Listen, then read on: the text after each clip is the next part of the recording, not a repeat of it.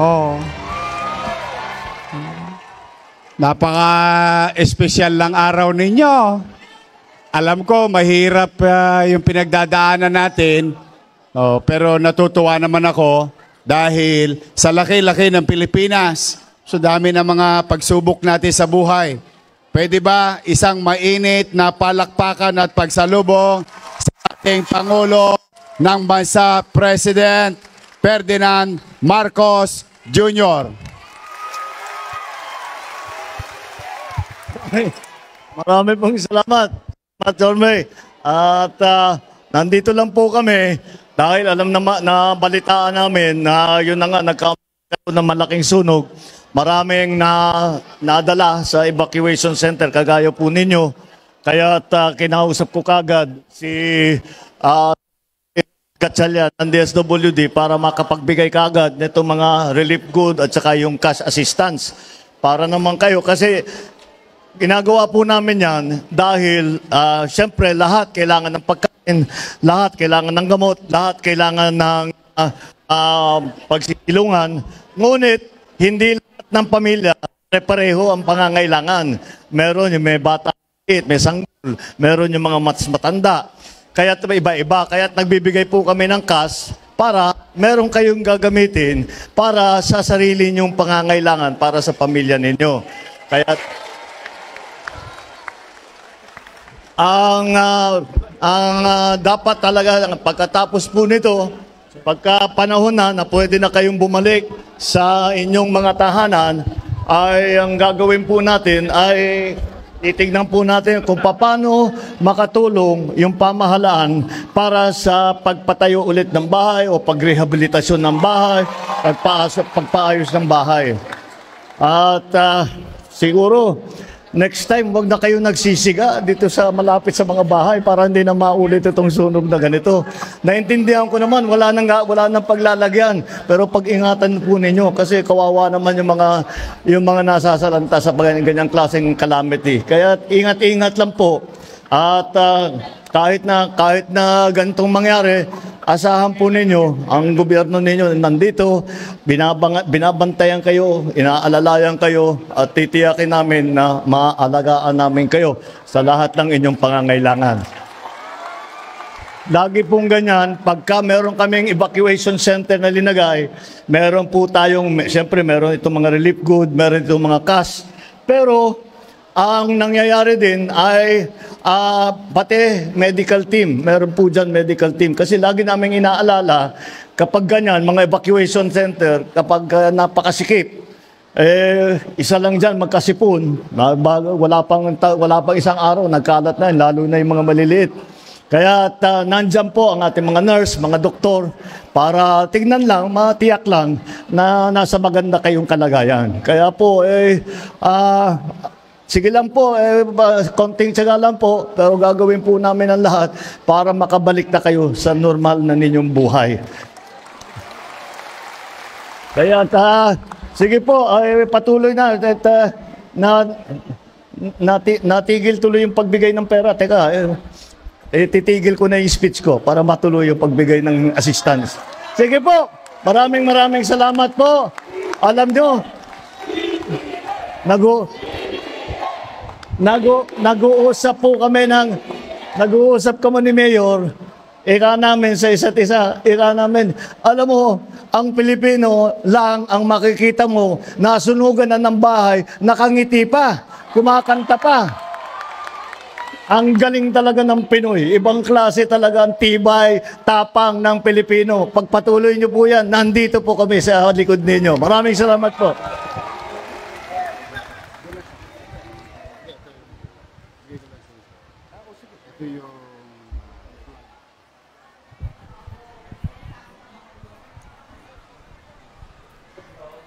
Anytime.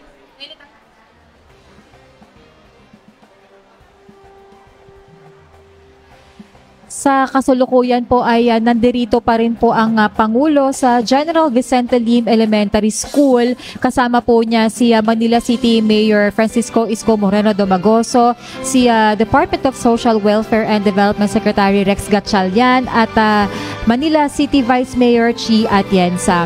Ngayon po ay ongoing pa rin ang distribution ng iba't ibang government assistance mula po sa DSWD. Dito yan sa may General Vicente Lim Elementary School.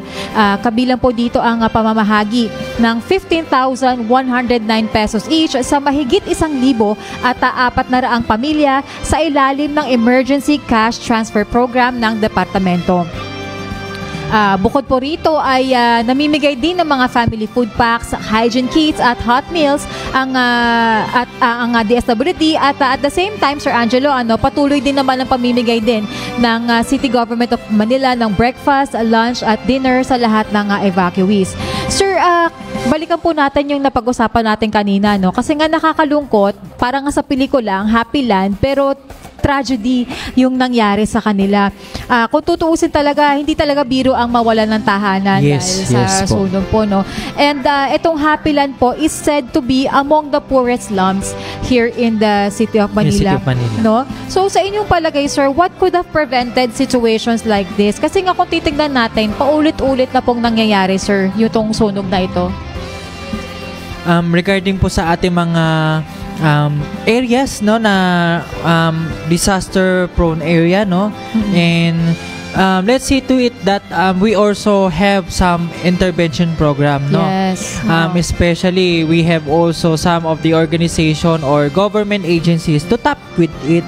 So the Bureau of Fire Protection, no, we have ongoing coordination with them, and aside with the Manila Department of Health, no, to inform them through their health, no, especially by dun sa sa Bureau of Fire Protection, binibigyan natin sila ng mga seminars on other training on how to example of him is to prevent disaster, how to inform how to prevent such incident of fire or like this po, no.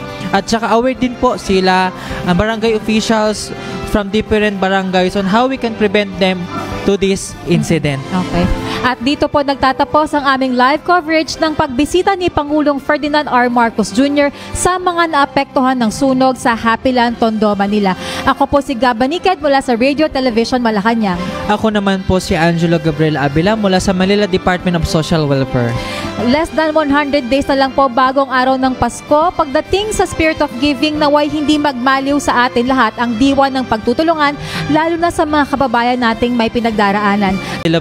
De La Puente ay puspusan po ang pagbibigay po ng kanyang essential meals po, no, breakfast, lunch, dinner sa atin pong mga naapektuhan sa sunog po. Especially po nabigyan din po sila ng mga modular tent, nabigyan na din po sila ng mga paunang lunas po, nakatulad na lang po ng mga clothes and other foods na essential po para sa kanila.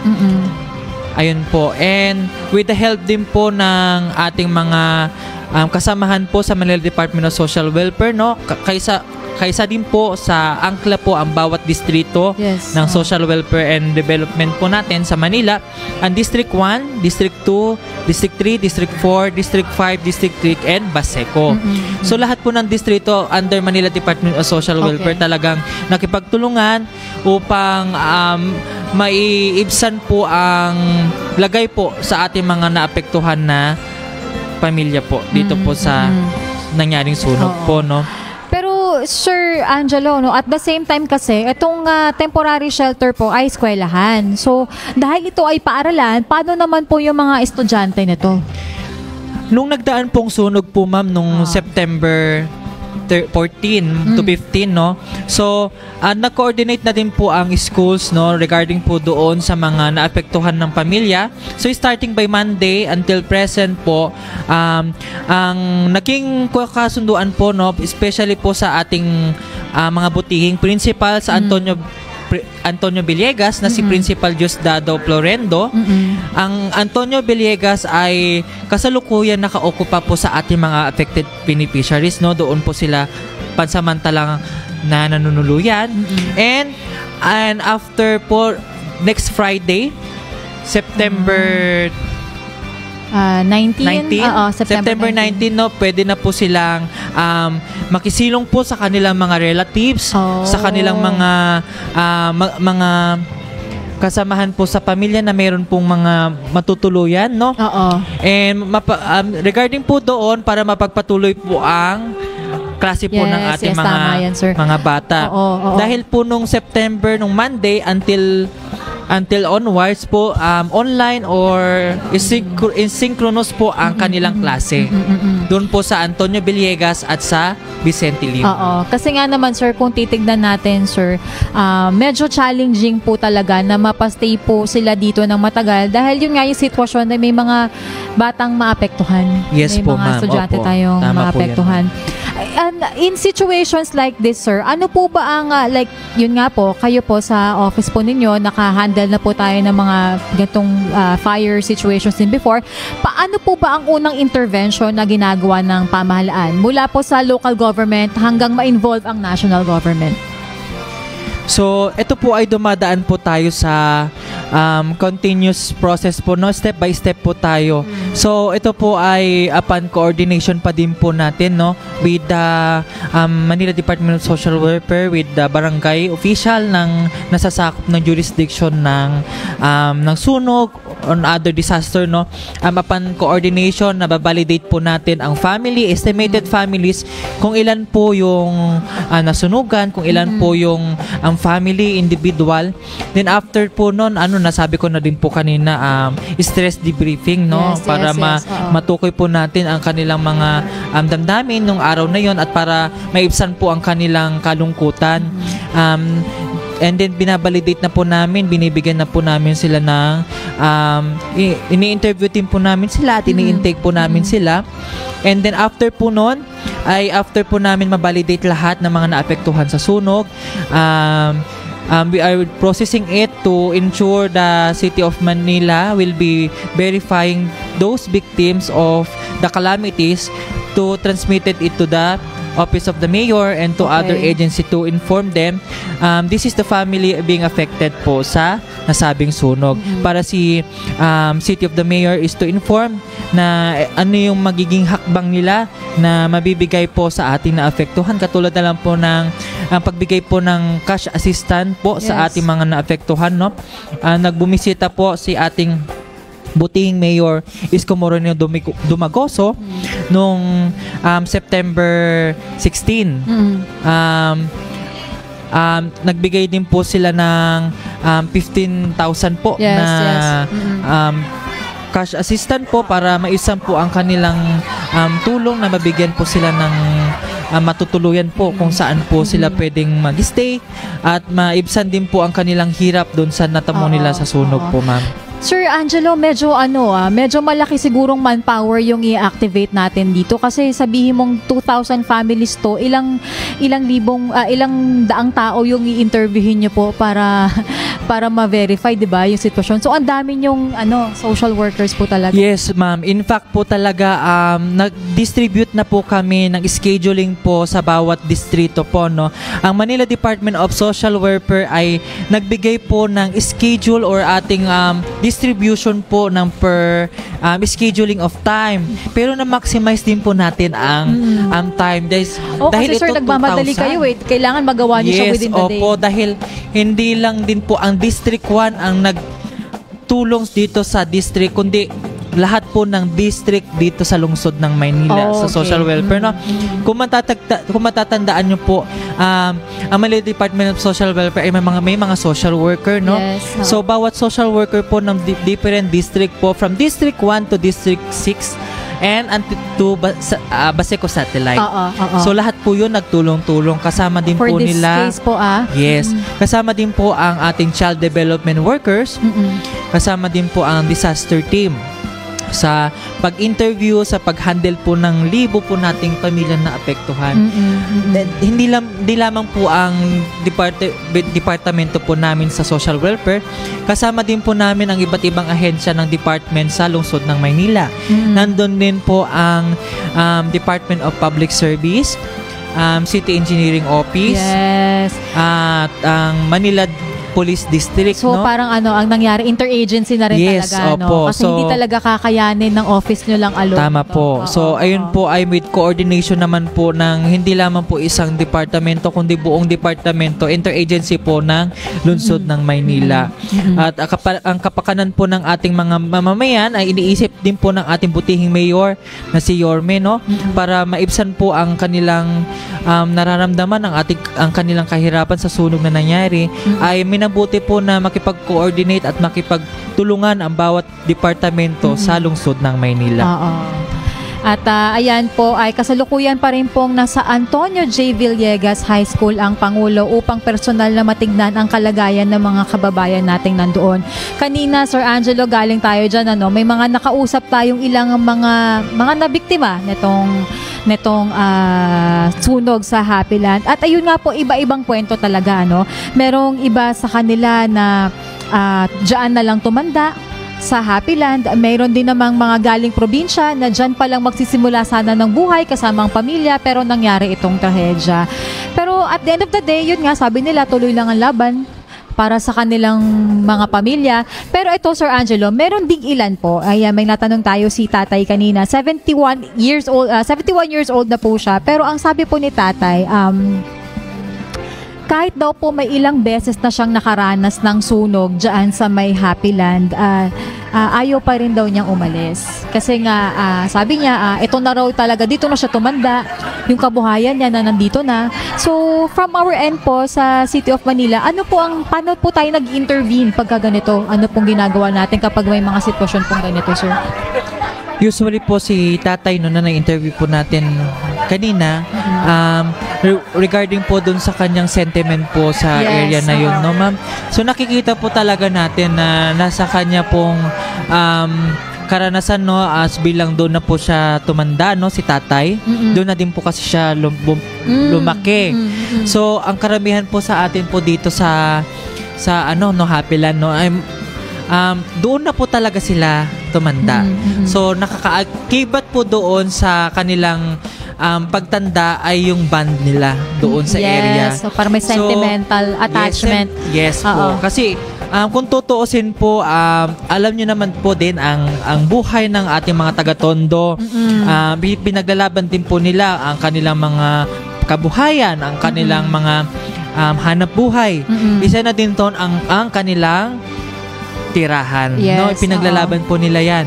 Pero dahil po doon sa nasabi po nyo na hindi po umaalis dahil ayaw po nila. nasunog, binibigyan po natin sila ng intervention kung paano po natin sila mahihikayat, katulad na rin po ng coordination with our National Housing Authority and DSUD and to Urban Settlement Office ng City of Manila, Dito po nagkakaroon po tayo ng series of coordination, monitoring on how we can provide other alternative, upang mapag-usapan po kung ano po yung pwede po nating maibigay. Pero so far po naman, dahil ito po ay nasunog din po, ngayong is this still immediate, nasa pa din po tayo na immediate intervention.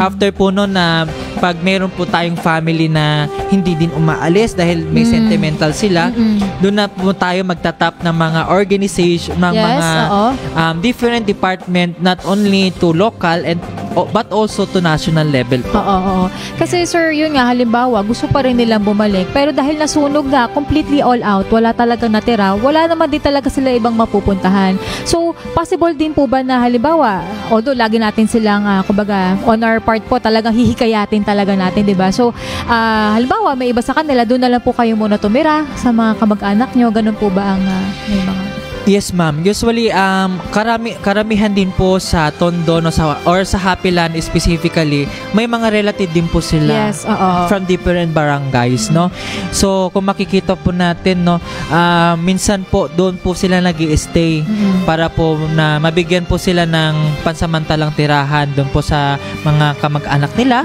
sa relative nila. Pero at the same time po, pag wala po talagang kamag-anak or relative, tayo po nagbibigay ng intervention for kung ano pong temporary shelter, kung pwede po saan po sila pansamantala na sa temporary shelter. And after po na may mga probinsya sila, yun po yung time na i-coordinate na po natin with the Department of Social Welfare and Development or DSWD through pag-abot program, dahil may mga probinsya po sila na doon sila nag-i-stay. Pero meron din naman po ng mga non-Manilans na dito po nag-i-stay, no? Na dito na po lumaki, dito po residente, dito po botante, pero nawala na po ng tirahan. Ay bibigyan po muna natin pansamantalang temporary shelter po, no? Oo. Meron din po kami sa Manila Department of Social Welfare. Doon yung shelter. Yes. Sa RAC is temporary shelter po dahil wala po talaga matitirahan. We will also tap the informal settlers focal person po natin dito, no, on how to address this at the same time, no, for validation na din po kung meron pa po ba silang nearest relative here in Manila or in the provinces, pwede po natin itong i-coordinate. Convince sa kanila. Yes, convince, ma'am.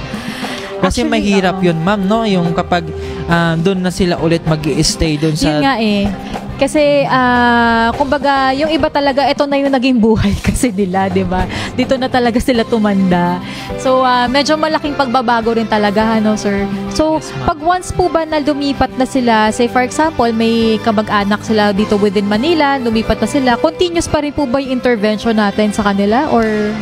Yes, ma'am. Usually, ang mga kliyente po natin na naapektuhan or hindi man maapektuhan, ay mayroon po tayong programs and services po na natatanggap sa different district po sa ating Manila, no?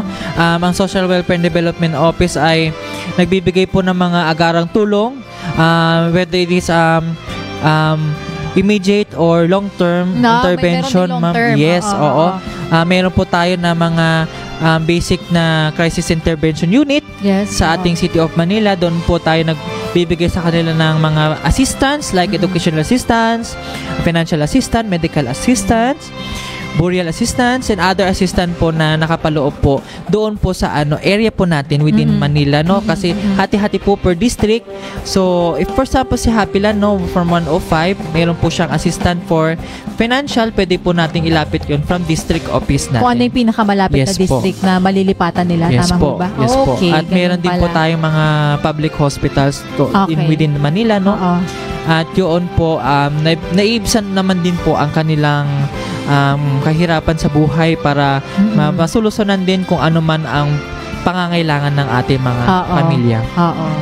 And ito po, Sir Angelo, no, hindi po pwedeng hindi natin ito mapag-uusapan kasi itong lugar nga na nasunog sa barangay 105 ng Tondo ay yung kilalang Happyland. Diba? Parang ang ironic lang kasi parang sa pelikula, Happyland. Pero ganito yung nangyari. Bakit po ba Happyland ang ipinangalan dito? Usually, ma'am, ito ay parang kung tutuusin, ang magandang istorya yan kung bakit po Happyland ang pinangalan po doon sa barangay 105 kung saan kilala bilang Happyland. Usually po, ma'am, ang Happyland is name of a large slum community. Ironically nga po, so name from Visayan word po. Ang Visayan word na Happyland means smelly trash or dump site. Smelly trash. Yes. So para siyang tapunan ng basura. So ang Visayan word ng Happyland ay tapunan, no? So ang Happyland na Visayan word, dahil po siya ay, ang meaning po nun ay tapunan ng basura, para ito ay maging positive, in other word, ginawa na lang po itong Happyland. Yes. Kaya nabuo po ang pangalang Happyland. Parang pampelikula na. Yes, opo. At kami po ay inyo pa rin napapanood sa Facebook pages and YouTube channels ng Radio Television Malacanang, Presidential Communications Office, Department of Social Welfare and Development, at City of Manila. Kanina po, pagkagaling ng Pangulo sa Antonio J. Villegas High School Evacuation Center ay nagtungo naman po siya dito sa General Vicente Lim Elementary School sa may gawing Rojas Street naman, dito pa rin sa Barangay 101 ng Tondo, Manila. Kasama pa rin po ng Pangulo si Department of Social Welfare and Development Secretary Rex Gatchalian, si Manila City Mayor Francisco Isko Moreno Domagoso, at si Vice Mayor Chi Atienza. Ngayon naman po, Sir Angelo, ilan naman po or meron pa rin bang families na nakastay po dito sa supposedly evacuation center na General Vicente Lim? Usually po, ang ating pong evacuation site po sa ating school na Vicente Lim Elementary School ay pansamantala pong inilikas po or pansamantala pong binigyan po natin sila ng other na malilipatan po, no, sa ating mga relative, sa relative po nila within the area po ng Manila po, no, sa relative po ng mga different barangays po kung saan po meron po silang pamilya po doon. Wala na po tayong evacuee sa Vicente Elementary School. Started September 17, no?